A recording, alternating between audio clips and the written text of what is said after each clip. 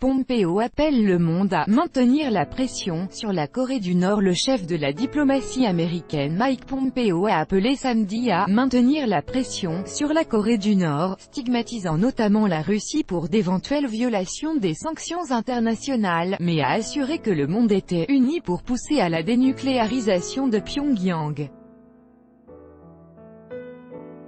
Selon un rapport d'experts des Nations Unies, consulté vendredi par l'AFP, la Corée du Nord n'a pas stoppé ses programmes nucléaires et balistiques et a continué de défier les résolutions du Conseil de sécurité à travers une hausse massive des transferts illicites de produits pétroliers en mer. Mike Pompeo a ainsi insisté, au cours d'un forum de l'Association des Nations d'Asie du Sud-Est, ASEAN, à Singapour, sur l'importance de maintenir la pression diplomatique et économique sur la Corée du Nord, afin d'arriver à une dénucléarisation définitive et totalement vérifiée à laquelle la Corée du Nord s'est engagée. Lors d'une conférence de presse, il a ajouté avoir demandé aux membres de l'ASEAN d'appliquer strictement toutes les sanctions, y compris la cessation totale de transferts illégaux de pétrole entre navires à destination la Corée du Nord.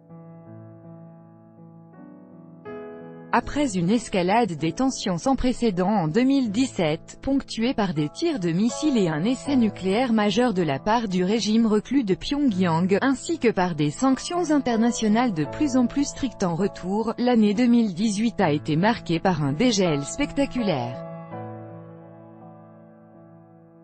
Il a abouti au sommet historique le 12 juin, à Singapour, entre le président américain Donald Trump et le dirigeant nord-coréen Kim Jong-un.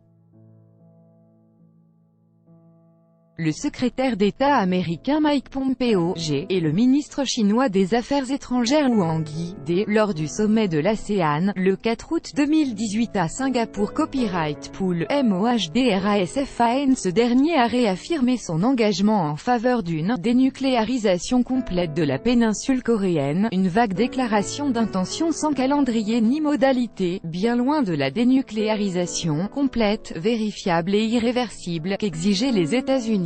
Pas de rencontre avec les Nord-Coréens. Mike Pompeo est chargé, côté américain, des négociations pour la mise en œuvre de cet engagement, mais les tractations patinent. Je n'ai pas rencontré les Nord-Coréens lors des réunions de Singapour, a reconnu le chef de la diplomatie américaine, malgré la présence de son homologue Ri Yong-ho. Il n'a pas dit si une telle rencontre pouvait avoir lieu avant son départ samedi après-midi. Depuis le sommet Trump-Kim, Washington a déploré que certains pays, signés Russie en tête, aient commencé à relâcher la pression sur Pyongyang. Samedi, Mike Pompeo a salué l'engagement du ministre chinois des Affaires étrangères Wang Yi, qui lui a promis, a-t-il dit, de continuer à appliquer les sanctions. Il a en revanche particulièrement stigmatisé la Russie, évoquant des informations selon lesquelles elle continuait de faire affaire avec des Nord-Coréens et d'offrir du travail aux travailleurs expatriés nord-coréens, source importante de revenus pour le régime de Pyongyang. Ce serait une violation des résolutions du Conseil de sécurité des Nations Unies, et toute violation sera prise très au sérieux par les États-Unis, a-t-il lancé, promettant d'en parler avec Moscou. Le président qui m'a pris un engagement, a martelé le chef de la diplomatie américaine, celui de dénucléariser son pays.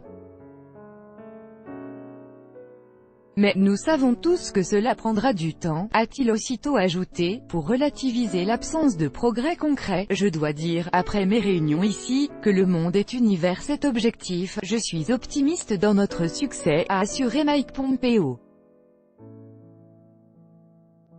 Tout droit de reproduction et de représentation réservé. Copyright 2018, Agence France Presse.